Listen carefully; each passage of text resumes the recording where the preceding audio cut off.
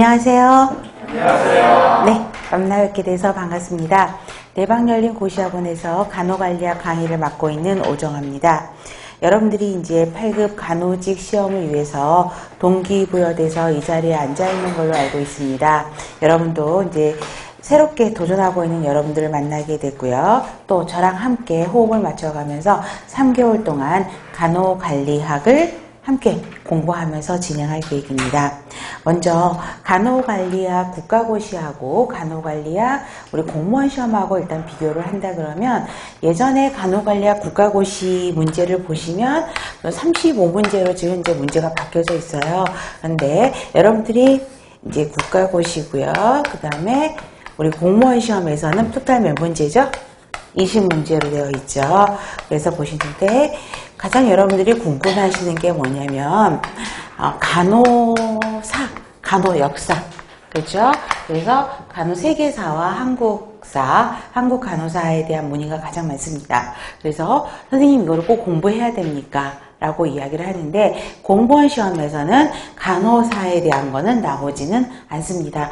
예전에 지방에서 한 번, 두 번 정도는 나왔던 적이 있어요. 제2의 나이팅게일이라고 불리우는 서양 간호사는 누구냐 뭐 이런 것들이 나오긴 있는데 사실 이 간호 역사에 대한 부분은 양이 굉장히 많고요. 단순 메모리들이 많고 연도별로 외워야 되는 것들이 굉장히 많아요. 그래서 여기에서 물론 안 나온다는 보장은 못하는데 아직까지는 나오지는 않고 있습니다. 그래서 여기에 시간을 에너지를 소비하느니 그죠? 다른 파트에 더 집중하셔서 공부를 하셨으면 좋겠습니다. 그래서 간호사 부분은 그렇게 신경을 쓰지 않으셔도 될 것 같습니다.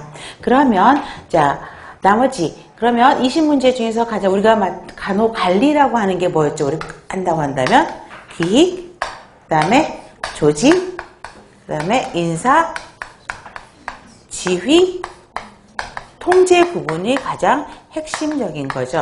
이 부분. 그 다음에 최근에 또 많이 나오고 있는 게 간호사의 법적 의무입니다. 그래서 여기에서가 거의 17에서 18문제 정도가 출제되고 있는 걸 볼 수 있고요. 그 다음에 나온다고 한다면 또 한 문제 정도가 나온다고 한다면 간호윤리 부분이 한 문제 정도 나오고 있습니다.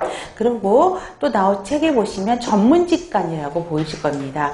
근데 전문직관은 거의 나오지는 않고 있고요. 여러분들이 임상 경력이 계신 선생님들이기 때문에 쉽게 간염 문제집 정도에 있는 것만 갖고도 풀 수 있는 문제들로 나오고 있습니다. 전문직관은 그렇게 집중해서 보실 필요는 없을 것 같고요. 그 다음에 우리가 20문제 중에서 대부분은 한 17, 18문제 이 정도는 거의 다 맞추세요. 그렇게 어렵지는 않아요. 한 문제가 항상 기출에도 어디에도 나오지 않은 문항으로 한 문제 정도가 출제되고 있는 것을 볼 수 있습니다. 그렇게 참조해서 보시면 되겠고요. 그 다음에 여러분들이 이제 지금 시험 자세, 준비 자세를 본다면 동기부여가 가장 중요할 것 같다는 생각이 들어요. 서울시 같은 경우에는 생물, 그다음에 간호관리, 지역사회 이렇게 나오잖아요. 근데 간호관리가 가장 세 과목 중에서는 점수를 획득하기가 가장 좋은 과목입니다. 그런데 시간 분배라든가 이런 걸 조정을 잘 못해서 오히려 간호관리에서 점수를 잘 확보하지 못하신 분들이 많은데 간호관리에서는 거의 90에서 95점 아니면 또 문제 그때그때 난이도에 따라서 차이가 있긴 하지만 작년 지방문제 같은 경우는 굉장히 쉬웠거든요. 그래서 100점이 굉장히 많았었고요. 또 어떤 때는 서울이 보통은 더 난이도가 높아요. 근데 지방이 더 쉬울 때가 있고 어떤 때는 서울의 난이도가 더 쉬울 때가 있어서 그때 따라 들리긴 하지만 평균 90에서 95점 정도 또 난이도가 쉬운 100점은 좀 맞으셔야지 쉽게 합격이라는 문턱에 올라가실 수가 있고요. 세 과목 중에서는 가장 점수를 많이 확보하셔야 되는 과목이 간호관리입니다. 그런데 간호관리가 쉽지 전공이니까 쉽지 그랬는데 문제는 어느 점수가 올라간 다음부터는 그 다음부터 올리기가 쉽지 않은 게 간호관리예요. 그 말장난 같은 거에 조금 많이 힘들어 하셔가지고 넘어가시는 분들이 많아서 거기에서 속도를 조금 더 내실 수 있어야 됩니다. 자, 출제 경향을 보시면 서울시는 간호관리학을 전공하시는 교수님들이 많이 내시는 문제들이고요. 지방은 물론 5과목을 보긴 하지만 14년부터가 지방 문제들이 통폐합이 됐죠. 그러니까 예전에는 14년 이전에는 어땠냐면은 뭐 대전, 부산, 충남 각기 다 따로따로 냈어요. 그런데 14년도부터는 지방 문제가 통합이 되면서 났다고, 그 다음에 수탁형대로 문제가 출제된 거를 볼 수 있습니다. 그리고 15년부터가 사지선다형으로 다 서울시 지방이 바뀌었었죠. 그전에는 서울시가 오지선다, 지방이 사지선다였었는데 15년부터는 사지선다로 출제되고 있는 것을 볼 수가 있습니다. 자, 수탁으로 한다 그러면은 뭐냐면 쉽게 말하면 문제랑 답이 다 오픈이 되는 경우죠. 그러면 문제도 여러분들한테 시험지도 문제도 제출되고 그다음 답도 쉽게 나올 수 있기 때문에 장점이 뭐냐 그러면 문제가 어렵지 않아요. 비비꼬지 않아요. 쉽게 답을 유출할 수도 있고 해요. 근데 만약에 비수탁의 형태로 나오게 되면 문제 난이도가 정말 천차만별이에요. 그죠? 그리고 답을 비수탁으로 하면 공개를 안 하거든요. 작년도 서울시 문제가 2년 정도, 14년도부터 해서 서울시도 공개를 했어요. 했다가 15년도인가 언젠가 한번 중복 답안을 인정할 수밖에 없었죠. 그러다 보니까 또 비난 여론들이 많아지게 되죠. 그러다 보니까 서울시가 작년에 공개를 안 했어요. 왜? 공개를 하게 되면 계속 비비꽃 문제가 자꾸 나오면서 저희들이 이제 제기를 하잖아요. 그러다가 중복 답안을 인정하게 되면 학생들의 문제에 대한 원망이 조금 많아지게 되죠. 그러다 보면서 서울시가 문제를 공개를 안 하면서 올해도 서울시는 문제와 답을 공개를 안 하게 되죠. 지방은 계속 수탁 형태로 문제가 나오는 걸 볼 수 있습니다. 그래서 그런 걸 참조해서 여러분들이 보시면 되겠고요. 최근의 문제 흐름으로 보면은 병원계, 의료계의 시대적인 흐름의 변화와 관련된 문제들이 많이 있습니다. 그래서 그 평가 인증을 받기 시작하면서 의료기관 평가 인증과 관련된 문제가 굉장히 많이 출제가 됐고요. 또 의료기관 평가 인증원에서 제일 우선순위로 제시하고 있는 게 뭐였었죠? 환자 안전에 관한 것이죠. 그래서 상급 종합병원의 환자 안전 문제, 그 다음에 간호단위 관리에서 안전관리 활동에 대한 문제들이 출제가 되어 있는 것을 볼 수 있습니다. 그래서 그런 흐름에 맞춰서 여러분들에게 설명을 해드릴 거고요. 그 다음에 여러분들이 이제 공부하실 때 저희 교재들을 이용을 할 겁니다. 그런데 학원에서 쓰고 있는 강의 교재는 기출문제 등을 정리하여 재정리한 책입니다. 그래서 최소한 이 정도는 반드시 메모리를 하실 필요가 있고요. 그 다음에 저희 기본책은 염영대 교수님이 쓴 간호관리학 책과 그 다음에 현문사 교재 중심으로 이루어져 있습니다. 그래서 최근 개정된 것까지 포함해서 여러분들한테 강의 진행을 할 예정이고요.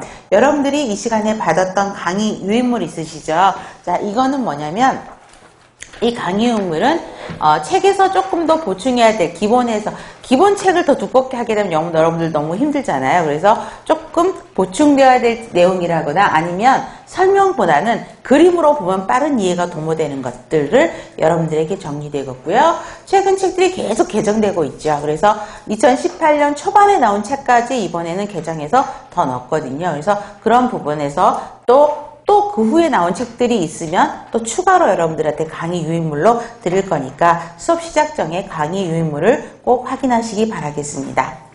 자, 저랑 처음 공부하시는 선생님들 계시죠? 오늘 처음 뵈신 분들. 자, 저랑 3개월 정도 기본 개념을 가지고 공부를 할 건데요. 지금은 다른 책 보지 마시고요. 학원책을 3개월간 꼭 이 내용만큼 완벽하게 메모리를 하시는 게 중요합니다. 그래서 이 기본 수업과 그 다음에 간협 문제집이 있을 겁니다. 간협 문제집이 최근 개정되어서 17년에 새로 나온 간협 문제집 책이 있는데요. 공무원 공부하시는 분들의 가장 기본 문제집이라고 생각하시면 될 것 같아요. 그래서 그거 하나 구입하셔서 오늘 배운 내용만 공부하세요. 그러면 몇 페이지 안 되거든요. 그래서 우리 기본 학원의 기본서와 그 다음에 기본 간협 문제집 기본 내용, 그죠? 그것만 꼭 반복해서 저를 다 같이 따라오셨으면 좋겠고요. 공부 많이 하시는 선생님들께서는 간협 문제집을 합격자 쓰기 보시면 5번 이상 풀었다. 또 어떤 분들은 시간이 없어서 한 번도 안 풀었는데 합격했다. 그거는 개인차가 있어요. 그래서 여러분들이 그건 판단하셔야지만 공무원 시험 공부하시는 분들은 기본 문제집은 간접 문제집이라고 생각하시고 준비를 하시면 될 것 같고요. 자, 저랑 3개월 공부하시면 공부가 다 끝난 게 아니에요. 3개월 정도 공부하시면 사실 수업 시간에 불러드리는 것도 많아서 쓰기 바쁘시고, 아, 오 선생님 스타일이 오늘 이렇구나. 오늘 수업 패턴을 이렇게 하시는구나. 따라가기 바빠요. 왜? 중요한 건 저장이 안 된다는 이야기예요. 그렇지. 이해 수준으로 가는 거지. 3개월 정도 하면 여러분들이 지금 풀어보시는 문제를 한번 풀어보시고요. 그다음에 3개월 뒤에 기본 공부 끝났다고 문제를 풀어보세요. 그러면 어떨 때가 더 점수가 많이 나올까요? 처음 볼 때랑 3개월 지나서 시험 문제 한번 풀어본 거랑. 오히려 3개월 공부하고 시험 문제 보잖아요. 더 틀리세요. 왜 그럴까요? 완벽하게 내 것이 되지 않는 상태에서 막상 문제를 받아들이면 혼돈이 더 많이 와요. 어설프게 한 게 더 무섭다라는 이야기예요. 그래서 최소 2번은 공부를 하셔야 된다라고 이야기를 하고 있습니다. 그래서 저랑 한 번 더, 지금 앉아 계신 선생님 중에 저랑 2사이클째 돌고 계시는 선생님들이 계세요. 쓰세요 그러면 가만히 앉아 계시면서 외우시고 계시는 선생님들이 계시거든요. 그러셔도 되고, 그 다음에 한 번 저랑 3개월 시리즈로 공부하시고, 그 다음에 인강을 신청하셔갖고 속도 빨리 빼셔서 공부하셔도 되고, 그 다음에 아니면 셀프 스터디로 하셔도 상관은 없어요. 최소 2번은 사이클을 돌리셔야지 완벽하게 내게 되고, 내가 수업 시간에 어떤 문제 이야기를 하면서 설명했던 것들이 2번째 공부하실 때 이해되는 경우들이 많아요. 그래서 조금 길게 잡으셔야 된다는 이야기예요. 최소 6개월은 기본 교재를 가지고 정리를 하셔야지만이 확실하게 내 것이 된다는 말씀을 해드리고 싶고요. 그 다음에 여러분들이 이 책에서 보시면 뒷페이지, 각 단원별 뒷페이지에 보시면 기출문제가 들어가 있을 겁니다. 그래서 아직 서울시 시험은 안 봤죠, 올해 거. 그래서 올해 지방 문제까지 들어가 있어요. 그래서 최소 기출 문제는 반드시 풀어보셔야 된다는 이야기입니다. 왜 그럴까요? 기출 문제에서 한번 나왔던 문제 안 나올 것 같죠? 아니에요. 또 반복해서 나오는 경우도 많기 때문에 기출 문제 유형 패턴이 어떻게 이루어져 있는지, 또 기출 문제에서 나타나고 있는 문제에서 제시하고 있는 문제 핵심 포인트가 무엇인지, 중요점이 무엇인지, 출제 경향이 어떤지를 반드시 아셔야 된다는 이야기예요. 똑같은 문제가 아주 비슷하게 반복 출제되는 것도 있을 수 있다는 것입니다. 그래서 꼭 문제풀이의 머스트는 뭐다? 기출문제풀이는 꼭 하셔야 되고요. 거기에 해설도 간단하게 여러분들에게 드렸으니까 참조해서 보시게 됩니다. 그래서 강의 유인물을 실관과 관련된 강의 유인물 인강에도 똑같이 드릴 겁니다. 그래서 강의 유인물을 드릴 거고요. 그 다음에 수업 시작 전에 또 OX 문제, 실강 문제를 드릴 겁니다. 이번 수업하고 나서 다음번 수업 들어올 때는 앞서 배웠던 내용을 간단하게 OX 문제로 풀이할 수 있도록 20에서 30문제, 상황에 따라 약간 틀리긴 해요. 그래서 25문제인가 거기에서 30문제 정도로 OX 문제를 드리는데, 그거는 절대 비비공 문제가 아닌, 가장 답이 바로바로 나올 수 있는 OX 문제이기 때문에 최소한 그거는 다 맞출 수 있도록 여러분들이 기본 베이직한 개념들은 정리를 하실 필요가 있고요. 지금 인강에 참여하고 계신 선생님들께는 그 인강에 보시면 자료실에 올려져 있을 겁니다. 그래서 그 자료실에 있는 내용을 미리 출력하셔서 준비하셔서 수업에 참여하시면 되겠습니다. 그 다음에 수업의 내용에 대한 질문들이 있으실 건데요. 실강에 참여하신 선생님들께서는 바로 쉬는 시간에 저에게 질문을 해주셔도 되고요. 그 다음에 인강에 참여하시는 선생님들께서는 거기 인강에 강의 질문방이라고 있을 겁니다. 거기에 글을 올려주시면 제가 빠른 시간 내에 글을 올려드리도록 노력을 하겠고요. 한 가지 제가 부탁 말씀을 드린다면은 답까지 하나만 올려주시지는 않았으면 좋겠어요. 왜냐하면 문제 전체 흐름을 파악하기 위해서 답을 골라야 되는데, 문제 1, 2, 3번 중에 하나만 올려놓으시고 OX입니까를 물어보는 선생님들이 굉장히 많으시거든요. 그래서 문제 전체를 그냥 사진 찍어서 올려줘도 되잖아요. 그래서 문제 전체를 올려주시기를 바라겠고요. 또 어떤 동일한 질문에 대한 내용들이 굉장히 많으세요. 문제에 대해서. 그래서 혹시 다른 분들이 이 문제에 대해서 올려놨는지 한번 검색하시고 올려주시기를 좀 부탁을 드리겠고요. 강의 내용과 관련되는 것만 올려주세요. 타 출판사 문제집에 대한 오답 확인은 저에게 하실 필요는 없으시죠. 그건 해당 출판사로 문의하시기 바라겠습니다.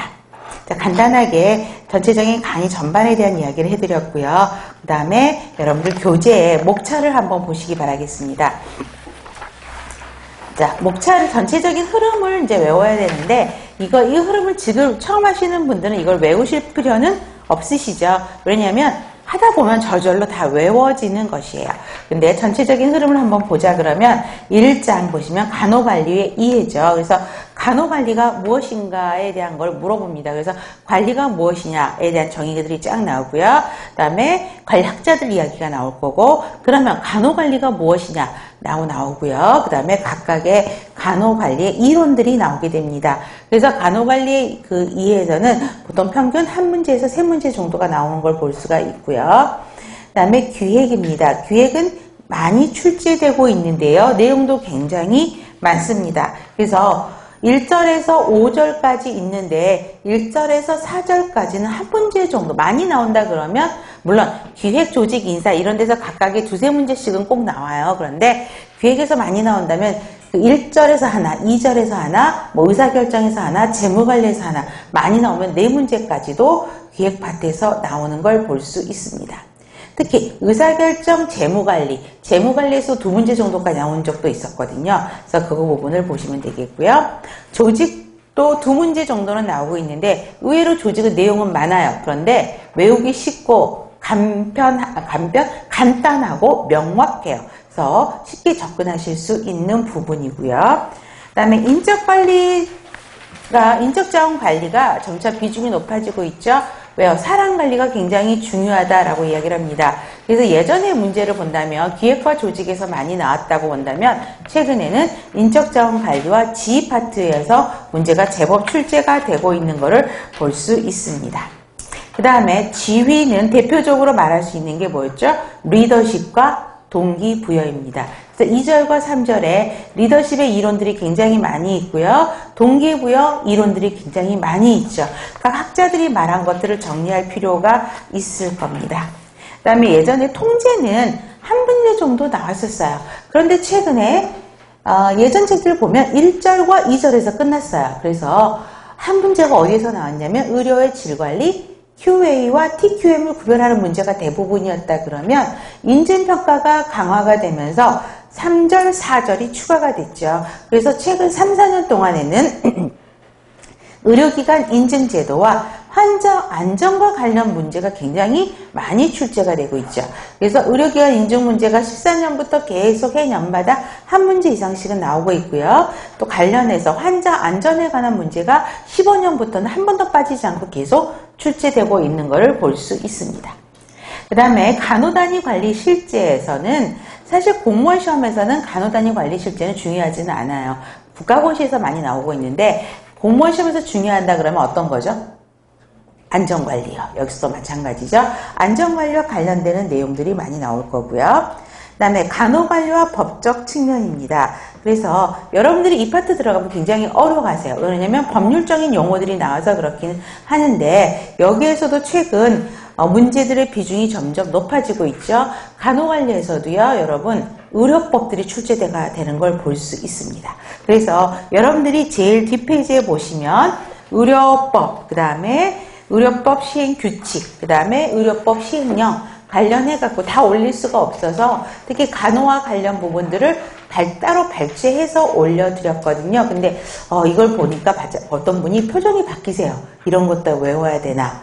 그런데 공부 3개월 정도 시리즈 공부 끝나시고 그걸 읽어보면 전혀 어렵지 않으세요. 최근에도 의료법과 관련된 문제가 또 하나 나왔었죠. 그렇기 때문에 한번 공부가 다 끝나신 한 번 정도, 2번 정도 스크린이 다 되신 분들은 편안하게 누워서 보실 수 있어요. 한 번 정도 이상은 꼭 한번 읽어보시라고 의료법이랑 의료법 시행령, 의료법 시행규칙을 따로 부록으로 넣어놨었고요. 그래서 의료법 관련해서 문제가 여기에서 증가가 되고 있는데 15년도 서울시 문제에서는 의료법이 아니라 간호관리 법적 측면에서 2문제 정도가 나왔었죠. 지방에서는 3문제 정도도 여기서 출제된 적을 볼 수 있습니다. 그래서 점차 비중이 높아지고 있고요. 그 다음에 서비스 마케팅인데요. 14년도까지는 좀 어렵게 나왔어요. 13, 14년도까지는 어렵게 나왔었는데 그 어렵게 나왔던 부분이 뭐였을까요? 서비스의 마케팅의 개념에서 4P에 대한 문제들이 제법 나왔었는데 조금 실제적인 예를 들면서 깊게 들어갔었어요. 그렇다가 평가 인증 문제가 나오면서 지금 잠시 쏙 들어가 있는 상태예요. 그래서 한 문제 정도 나온다고 보시면 될 것 같습니다. 그 다음에 간호정보 시스템은 우리 컴퓨터 정보기술이 발달되고 컴퓨터 기술이 발달되면서 나왔던 문제이긴 하는데요. 최근 10년 이후에는 딱 한 번 나왔어요. 서울시와 지방 문제 중에 한 문제씩 좀 나온 거고 최근에는 문제는 거의 나오지는 않고 있습니다. 그 다음에 간호윤리 부분은 한 문제 정도 나오고 있고요. 간호윤리 강령이 4차 개정이 됐습니다. 그래서 13년도에 4차 개정이 돼서 그 후에 13년도에 개정이 됐는데 15년도 지방 문제에서 한 번씩 나오고 있죠. 그래서 윤리 문제도 한 개 정도 나오고 있다라고 보시면 될 것 같고요. 그 다음에 간호 전문직은 거의 나오지는 않고 있고요. 여러분들이 그냥 느낌으로도 쉽게 푸실 수 있는 문제들로 출제되고 있는 걸 보실 수 있습니다. 그 다음에 부록의 의료법, 그 다음에 의료법 시행규령, 시행규칙. 그래서 2018년 초반까지 바뀐 개정된 걸로 올려드렸으니까 참조하셔서 여러분들이 문제 보시면 되실 것 같습니다. 혹시 질문사항 있으실까요? 네, 좋습니다. 그러면은 수업 들어가겠습니다. 1장 간호관리의 이해입니다. 그래서 1절 간호와 관리의 개념. 간호가 무엇인가, 관리가 무엇인가 공부를 하겠죠. 기본적인 정의 개념을 하고요.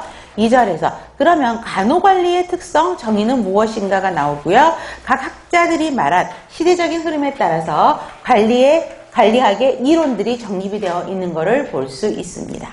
자, 첫 번째 보세요. 1절에서 간호의 정의는 거의 나오지는 않고 있어요. 나오지는 않아요. 그렇지만 간호가 무엇인지는 아셔야 되겠죠. 제가 1학년 때 간호학개론 공부하면서 이거 하면서 질렸던 것 같아요. 각 학자들이 말한 우리 4가지 패러다임이 있었죠. 간호가 무엇이냐, 건강이 무엇이냐, 사람이 무엇이냐, 환경이 무엇이냐, 학제별로 정리한 걸 외우다가 되게 막 힘들어했던 기억이 나는데 최소한 간호에 대한 정의는 알고 계셔야 될 것 같아서 간단하게 정의했으니까 이건 흐름으로도 넘어가셔도 되고요. 한 번 읽고 끝 하셔도 상관은 없습니다. 자, 나이팅게일에서 자, 동그라미 1번을 보시면 나이팅게일이 강조한 건 무엇일까요? 나이팅게일이 강조한 거. 환경이요. 최적의 환경을 만들어주는 게 간호다라고 이야기를 했어요. 우리 나이팅게일이 유명해지게 된 사건이 크리미아 전쟁이었죠.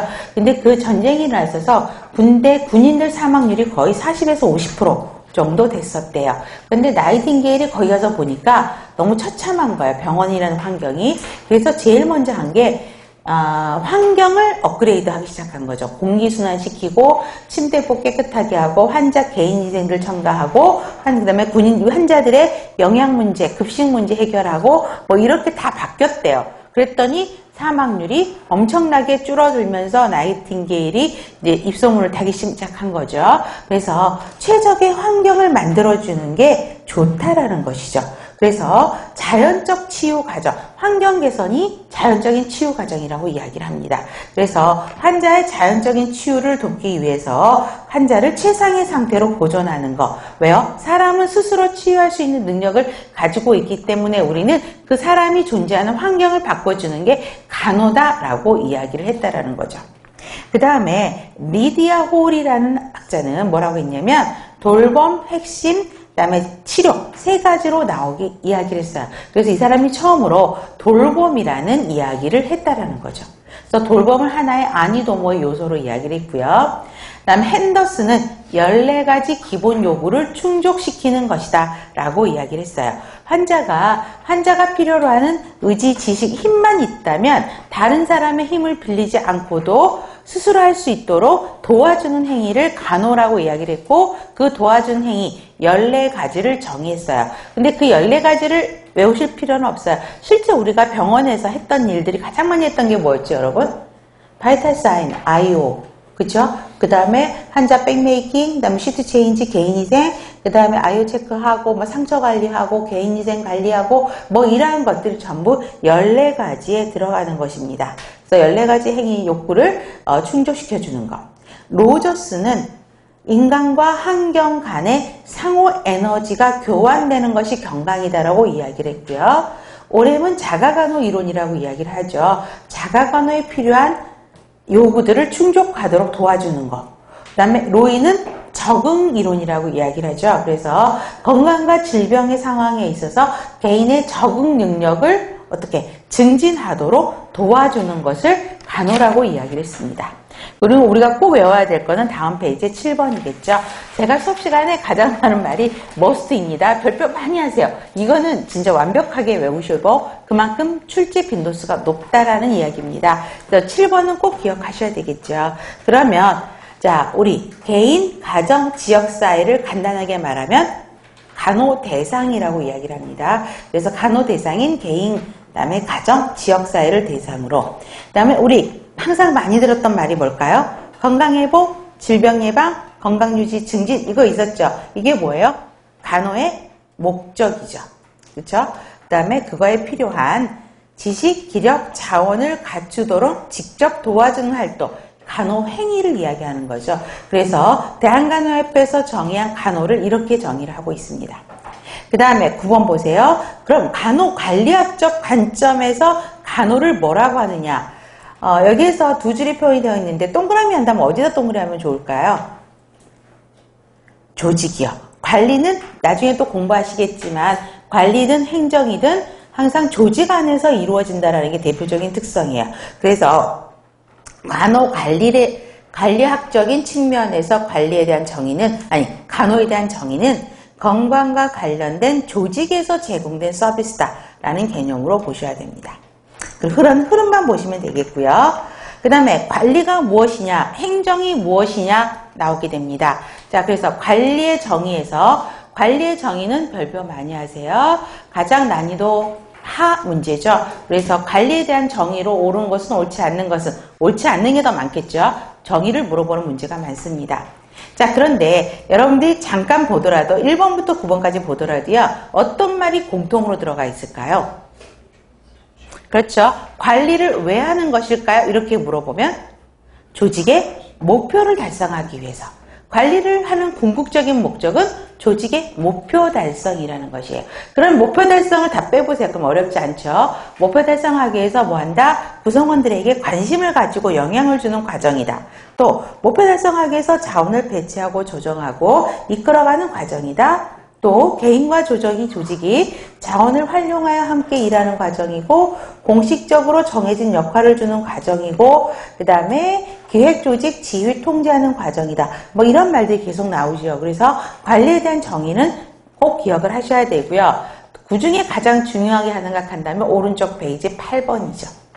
자, 여기서 우리가 여러분들 기획의 계층화에서 목표 배우실 겁니다. 근데 여기서 그걸 구별하실 필요는 없어요. 조직의 목표를 달성하기 위해서 구성원들의 조력, 자원을 활용해서 기획, 조직, 인사, 지휘, 통제하는 과정이라는 것이죠. 그래서 간호관리 과정이 뭐냐? 그러면 기획, 조직, 인사, 지휘, 통제를 과정이라고 이야기하죠. 과정이면서 뭐 한다고요? 목표를 달성할 수 있도록 환경을 만드는 것, 설계, 유지하는 것을 관리라고 이야기를 하고 있습니다. 8번 문항은 기본으로 외우셔야 되겠고요. 그 다음에 관리의 특성도 별표 많이 하세요. 많이 나왔던 문제입니다. 제1번 관리는 조직 안에서 이루어진다라는 거죠. 아까 그래서 우리 왼쪽 페이지에 관리론적 관점에서 본다 그러면 건강과 관련된 뭐라고요? 조직이라는 거죠. 그렇기 때문에 첫 번째 조직 내에서 이루어지고요. 그 다음에 사람을 중요시한다고요. 물적 요소를 중요시하는 것보다 사람을 더 중요시한다. 왜? 관리는 구성원들의 노력에 의해서 이루어지는 것이기 때문에 사람을 중요시하고요. 그 다음에 아까 뭐 하기 위해서 관리의 궁극적인 게 뭐라 그랬죠? 목표 달성이죠. 그렇기 때문에 조직의 목표를 추구한다. 목표를 위한 수단이라는 것이죠. 그래서 쉽게 말하면 간단하게 말하면 이거 뭐라고 설명할 수 있어요? 목표 지향적이라고 이야기를 하죠. 다음에 네 번째 자원의 기술적인 활용을 자원을 잘 활용해야지만이 목표 달성하겠죠. 요거 하고요. 그 다음에 과정인 동시에 기능이다라고 이야기를 합니다. 그래서 우리가 과정을 기획, 조직, 인사, 지휘, 통제라고 이야기를 했고요. 우리가 앞쪽에서 목차에서 보시면 기획에 여러 가지가 있었죠. 뭐가 있었죠? 계획의 계층화, 그 다음에 재무관리, 또 뭐 있었죠? MBO, 그렇죠? 시간관리, 뭐 이런 것들이 있었었죠. 기획의 뭐 개념. 그 다음에 조직에서는 조직화, 그 다음에 조직구조, 조직문화, 뭐 이런 것들도 있었었고요. 인사에서는 확보관리, 개발관리, 유지관리, 뭐 이런 것들이 있었었죠. 그 다음에 지휘에서는 동기부여, 그 다음에 리더십, 그쵸? 인파워머링, 뭐 여러 가지가 있었을 거고, 의사소통이 있었을 거고, 갈등관리. 통제에서는 TQM, 질관리 이런 게 있었을 겁니다. 이게 다 하나의 기능에 속하는 것이죠. 그래서 과정인 동시, 과정이라는 거는 이거를 과정이라고 이야기를 하죠. 과정인 동시에 밑으로 가는, 이게 기능에 속하는 것이죠. 이거를 지금 외우실 필요는 없어요. 공부하시다 보면 다 외워져요. 그래서 과정인 동시에 기능이다 라고 보시면 되겠고요. 그 다음에 공적인 환경 내에서 이루어지는 구성원들이 모여서 이루어지는 집단적인 노력이다가 관리의 특성입니다. 자, 그러면 가끔가다 관리와 행정을 구별하는 문제가 있어요. 근데 행정을 물어보지는 않아요. 왜냐면 관리학이 행정학에서 나왔었죠. 그래서 행정학파랑 관리학파랑 서로 싸웁니다. 행정은 행정학파는 행정이 더 우위 개념이다. 관리학파는 관리가 더 우위의 개념이다라고 싸우는데 최근에는 관리 이꼴 행정이라고 같이 동등한 개념으로 놓고 보기는 합니다. 자, 그래서 행정 보시면 행정의 일반적인 정의도 비슷하죠. 목표 달성하기 위해서 하는 체계적이다, 합리적인 수행 방법을 사용하는 과정이다라고 이야기를 하는데 이런 거는 별로 중요하지 않아요. 행정에서는 쉽게 말하면 공행정하고요. 그 다음에 사행정하고 나눕니다. 공행정은 말 그대로 나라에서 하는 거, 정부에서 주도하는 거를 공행정이라고 이야기를 하고 있고요. 사행정을 우리 쉽게 말하면 병원, 각각의 병원들을 사행정, 병원에서 이루어지는 관리활동을 사행정이라고 이야기합니다. 그래서 행정학파들은 행정이 관리보다 더욱 상위 개념이다라고 주장을 하기도 해요. 그런 건 중요하지 않아요. 그래서 공행정과 사행정, 그래서 이렇게 구분한다라고 보시면 되겠고요. 쉽게 말하면 사행정은 병원들에서 하는 관리활동을 사행정이라고 분류한다라는 정도만 알고 계시면 되겠고요. 행정의 구성 요소 4P는 기억하실 필요가 있습니다. 자, 펄슨이에요. 그러면 위에 관리의 특성에서 펄슨은 어디에 속할까요? 인적 요소를 중요시 한다. 여기에 펄슨이 들어가겠죠. 그 다음에 목적은 어디에 들어가요? 펄펄스는. 조직의 목표를 추구한다. 이게 펄펄스겠죠. 그 다음에 장소는 조직 내에서 이루어진다. 플레이스가 그쪽으로 들어가겠죠. 그 다음에 프로세스는 과정인 동시에 기능이다가 프로세스가 들어가죠. 어렵지 않으시죠? 그래서 행정의 4P는 기억하셔야 되겠고요. 상대적으로 바로 위에 OM이라고 이야기를 하고 있습니다. OM은 아직까지 문제 한 번도 나오지는 않았습니다. 자, 사람이죠. 여기도 마찬가지 사람을 중요시 하니까 여러분 펄슨이라고 이야기하지 않고 뭐라고 이야기했어요? 맨이라고 이야기를 했고요. 그 다음에 자원을 어디가 있지? 4번 목표 달성을 위한 자원의 기술적인 활용을 요구한다. 그래서 뭐라고 돼 있어요? 물자, 마테리얼, 머신. 그죠? 그래서 물자와 기계를 이야기를 했고요. 그 다음에 서비스 마케팅이 이루어지기 때문에 자금을 이야기를 하고 있죠. 그래서 머니 이야기하고요. 그 다음에 장소의 개념인 시장, 마켓을 이야기하고 있죠. 그래서 4P와 OM을 구별하실 필요는 있습니다. 그 다음에 4번 보세요. 관리와 행정의 공통점과 차이점은 별표 많이 하세요. 공통점보다는 차이점이 시험 문제에 많이 나오는데요. 자, 공통점은 뭐예요? 관리와 행동을 같은 개념으로 본다고 했었죠. 그래서 자, 목표를 달성하기 위한 수단. 관리의 특성에서 아까 어디에 들어가는 거지? 조직의 목표를 추구한다 개념이죠. 그래서 목표를 달성하기 위한 수단이 되는 것이고요. 과정상 관료제적인 성격을 띄운다라고 되어 있는데 관료제를 다른 말로 하면은 계층제라고 이야기를 합니다. 계층, 층층제를 만든다는 건데요. 여러분들이 간호사로 일했을 때 담았던 간호부 조직이라고 보시면 돼요. 이게 하나의 계층이라고 이야기를 합니다. 그래서 이 계층으로 만들어진 것을 관료제라고 있죠. 그래서 관리든 행정이든 조직은 이런 형태를 가지고 있어야지만이 관리하기가 쉽다라는 것이죠. 그래서 공통적인 특성은 관료제적인 성향을 가지고 있다라는 것이고요. 그 다음에 여기도 마찬가지죠. 물적 요소보다는 사람을 굉장히 중요시 한다라는 세 가지 공통점은 꼭 외우셔야 되겠고요. 정말 중요한 거는 뒷페이지에 있는 차이점입니다. 자, 관리와 행정의 차이점을 물어보는데 가장 난이도 하 문제는요. 차이점의 카테고라이즈를 물어보기도 해요. 그죠? 관리와 행정의 차이점이 어떤 것들이 있냐, 이게 시험 문제였었죠. 그러면 큰 소리로 가장 왼쪽에 있는 것 5가지만 읽어보실까요?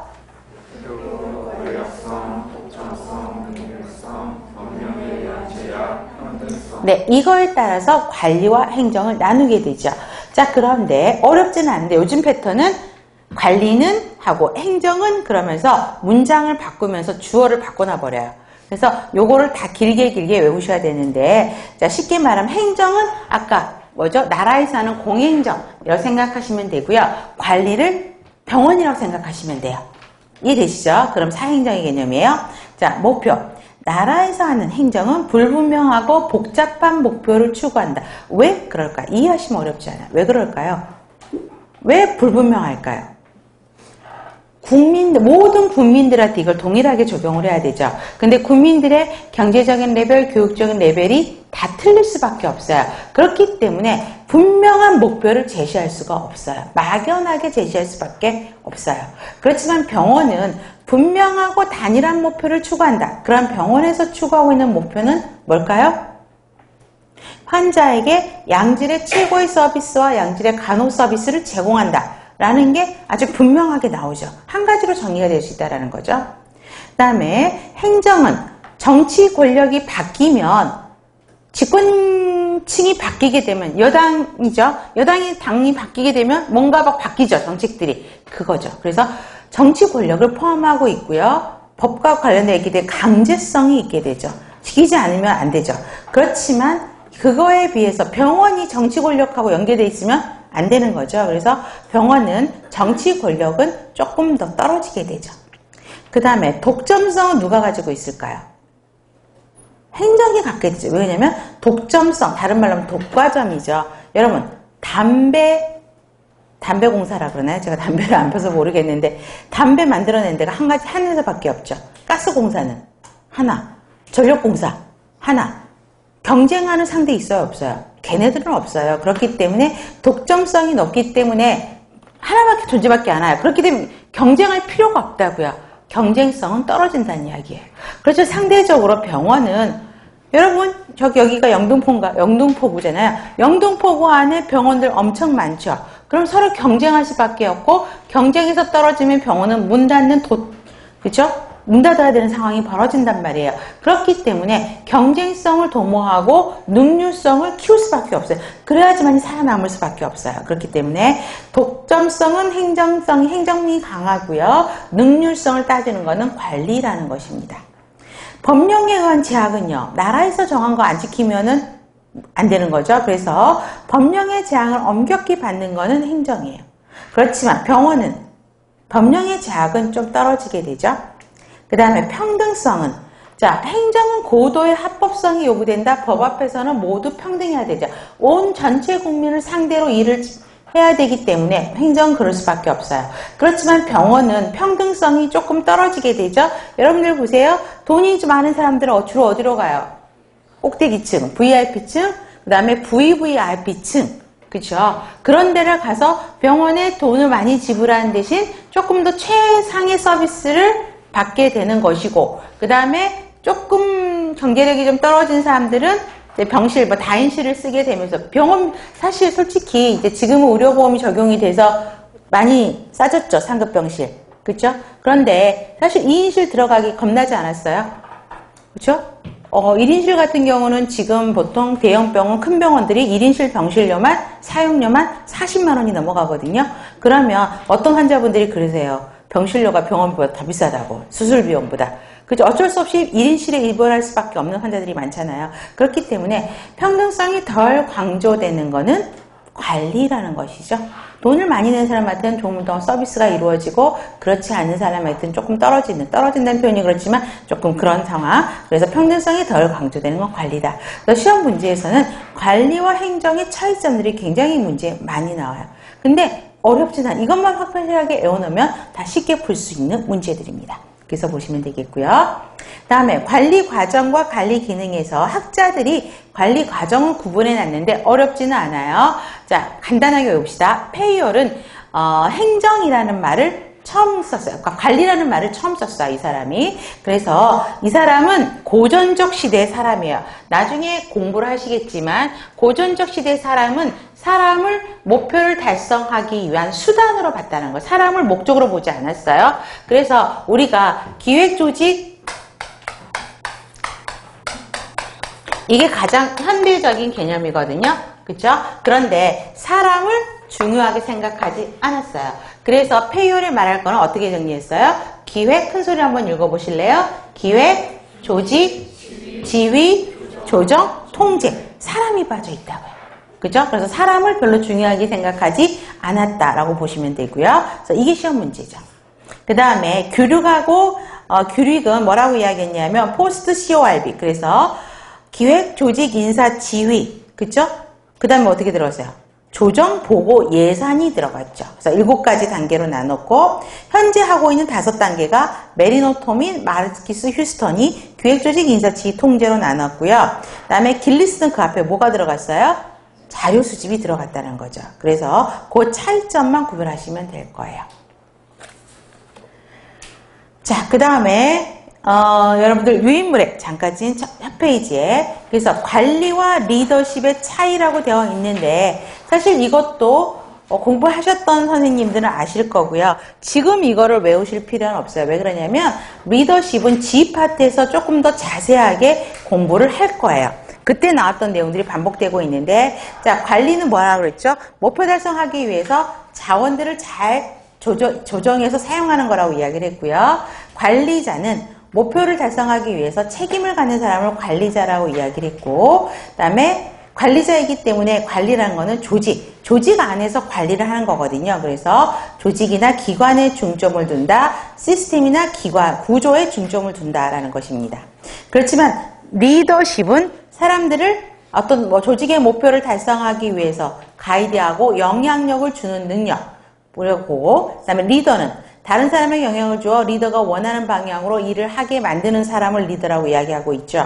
그래서 리더십은 여러분들 공부하셨던 선생님, 조직 안에서도 리더십이 있을 수 있지만 조직이 없어도 조직 밖에서도 리더십은 펼칠 수 있다라고 수업 시간에 했을 겁니다. 그때 흐름 가서 보시면 되겠고요. 그래서 리더십은 관리자는 조직에서 주어지는 뭐에 포커스를 두는 게 관리자라고 그랬었죠?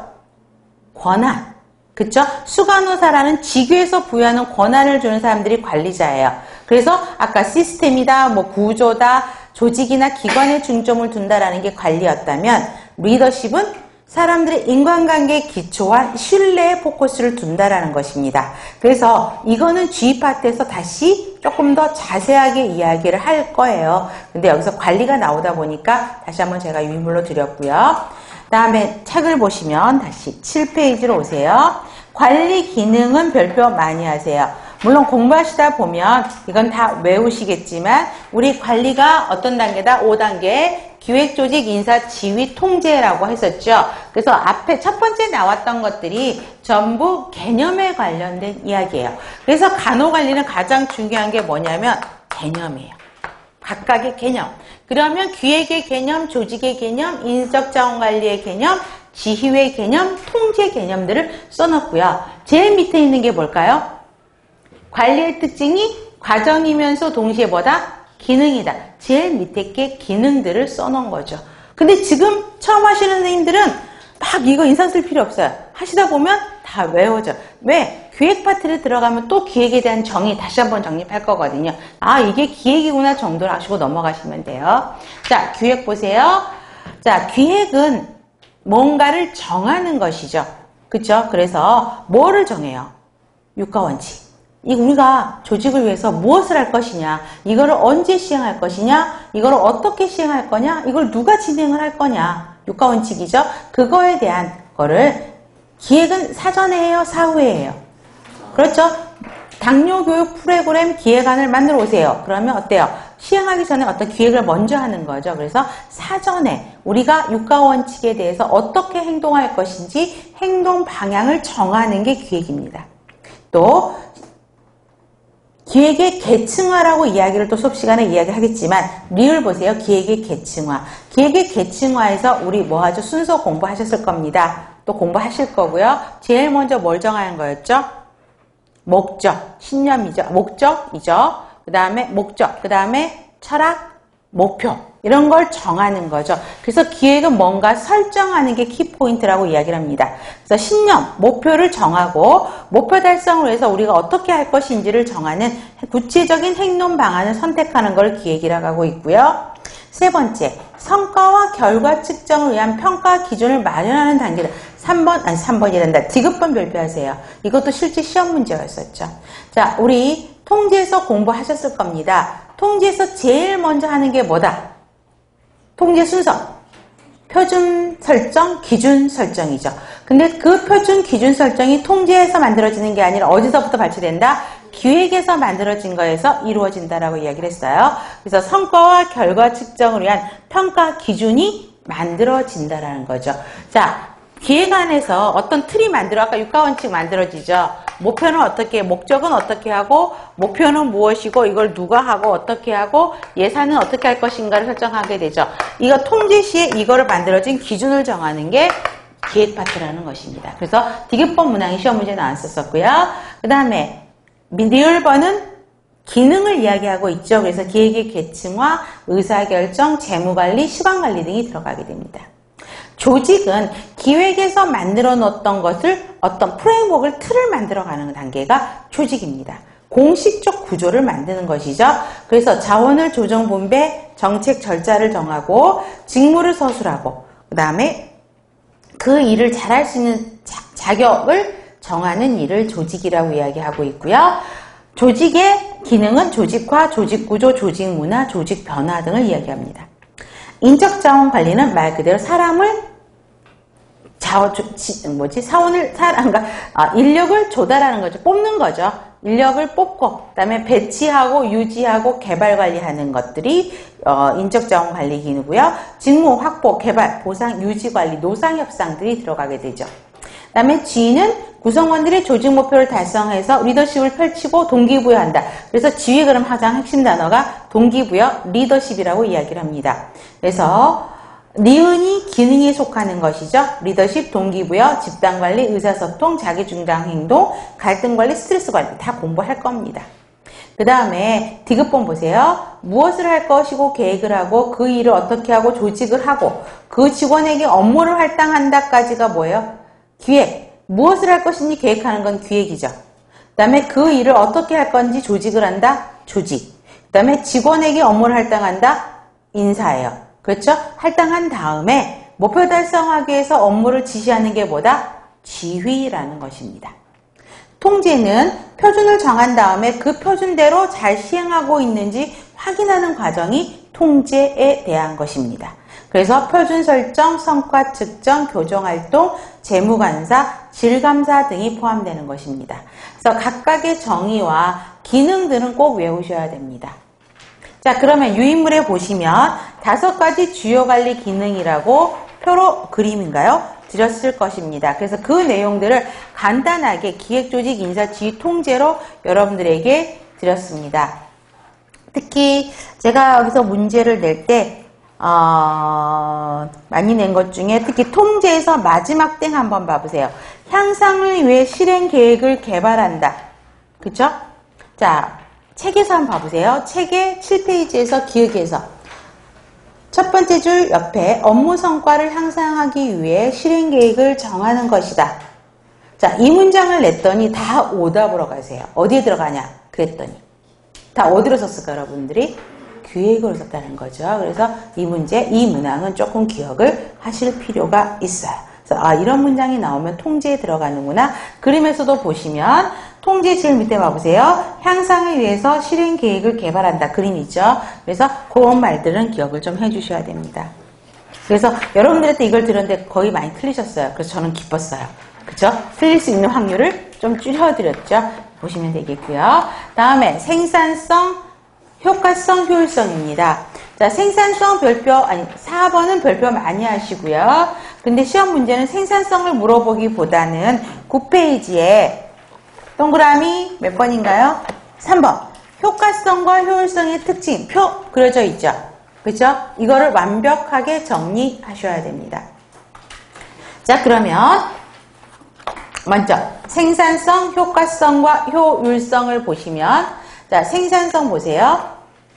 최대 관리의 최종 목표는 최소 자원을 투입하여 최대 목표를 달성할 수 있도록 하는 것이다 라고 되어 있죠. 그래서 그거를 생산성으로 표현한다. 그래서 표 보세요. 투입분의 산출로 이야기를 하고 있죠. 그래서 생산성도 자원을 최소한으로 투입을 적게 한다고. 그 다음에 아웃풋을 높게 한다. 그렇죠? 최소화로 하고 얘를 높게 해야 생산성이 높다라고 이야기를 합니다. 그래서 투입분의 산출로 이야기를 하고 있고요. 그 다음에 두 번째, 개인이나 조직이 수행한 업무의 양과 질을 자원 활용의 정도를 고려해서 측정한 것이다 라고 했는데, 그러면 이걸 다시 말한다면 뭐라고 쓰죠? 밑에가 뭐가 들어가요? 자원 활용 정도. 자원 활용 정도를 최대한 해야 되겠죠. 그래서 자원을 적게 쓰고, 그 다음에 수행한 업무의 양과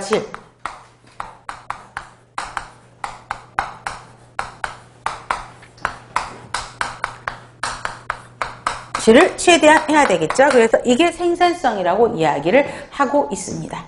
자, 그러면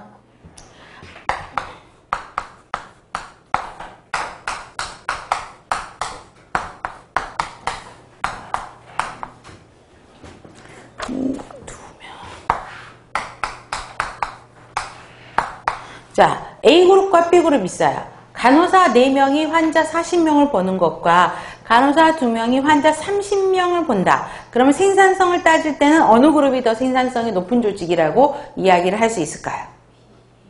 B. 자, 간호사 1명이 몇 명을 보는 거죠? 10명. 그러면 간호사 1명이 여기는 15명. 그러면 이 조직이 훨씬 더 병원의 입장에서는 얘가 더 생산성이 있는 조직으로 보죠. 근데 우리가 좋아하는 조직은 A죠. 그쵸? 그래서 이런 식으로 문제가 나올 수 있어요. 그래서 생산성을 그렇게 보시면 되겠고요.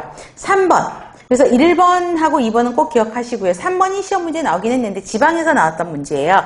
근데 지방에서 아까도 말씀드렸지만 전 지역이 지방이 다르게 문제가 나왔을 때 지방별로 난이도가 굉장히 천차만별이었어요. 아주 쉽게 나오는데 이상하게 나온 거 있었었는데 생산성을 향상시키는 방법, 이게 시험 문제에 나왔어요. 근데 어렵지는 않죠. 동일한 투입량. 자, 투입을 동일하게 투입하면 어떻게 되지? 얘를 높이면 생산성이 올라가게 되죠. 그쵸? 그 다음에 또 뭐가 있어요? 그 다음에 동일한 투입량으로 산출량을 증가시키거나 산출량을 동일하게 하면 얘를 감소시키면 당연히 생산성이 올라가죠. 그래서 이런 지방 이상한 문제도 있었어요. 난이도 한 문제. 자, 그렇습니다. 그 다음에 4번. 자, 업무 성과 측정에 있어서 생산성을 따질 때는, 이건 나중에 다시 설명할게요. 나중에 설명할게요. 4번, 5번은. 그 다음에 효과성과 효율성을 구별하는 문제입니다. 자, 효과성은 아까 뭐와 관련되는 거였었죠?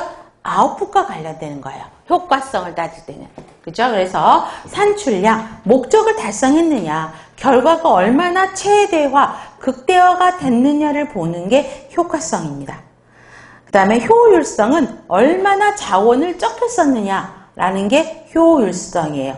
그래서 능률성 동그라미 하세요. 목표를 달성하기 위해서 자원을 얼마나 잘 사용했는지 측정하는 개념, 능률성을 따진 게 효율성입니다. 그래서 여러분들 오른쪽 표 보세요. 자, 차이를 비교해냈죠. 요 땡땡이만 외우시면 시험 문제 틀릴 일 없어요. 자, 15년도 지방, 16년도 지방. 최근에만 제가 설명할 거예요. 뭐 15, 16, 17? 요 정도만 제가 이야기를 해드릴 거예요. 문제 뒤에 기출문제 다 있으니까. 그런데 최근에 나왔던 15년 지방, 16년 지방에도 또 이런 문제가 나왔었죠. 자, 효과성은 아웃풋과 관련된 일이에요. 그래서 일 자체가 올바른 거냐를 물어보는 것이죠. 그런데 효율성은 올바른 일이 아니라 그 일을 올바르게 수행하면서 따라왔느냐는 거죠. 그 차이. 그 다음 조직 목적 달성 여부와 관련되는 게 뭐다? 효과성. 효율은 앞에 항상 투입이라는 말이 들어가요. 산출에 대한 게 아니라 투입에 대해서 산출을 측정하는 것. 그 다음에 환경과의 관계의 질, 대외지향적 개념은 효과성. 그런데 효율성도 보세요. 즉 업적의 질에 대한 측정치는 뭐예요? 이거는 효과성이에요. 그쵸? 업적 질만 따지면. 근데 앞에 무슨 말이 있어요? 기술 수행이라는 말이 들어갔죠.